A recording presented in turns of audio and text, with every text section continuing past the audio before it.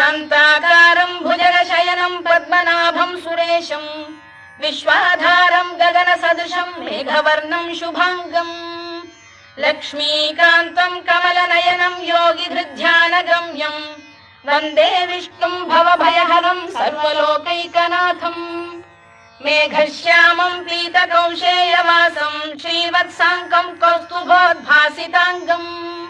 पुण्योपेतं पुण्डरीकायताक्षं विष्णुं वन्दे सर्वलोकैकनाथम्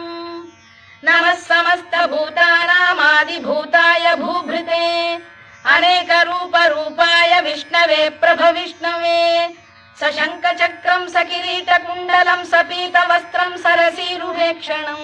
सहारवक्षस्थलशोभिकौस्तुभं नमामि विष्णुं शिरसा चतुर्भुजम् छायायां पारिजातस्य हेमसिंहासनोपरि आसीनम्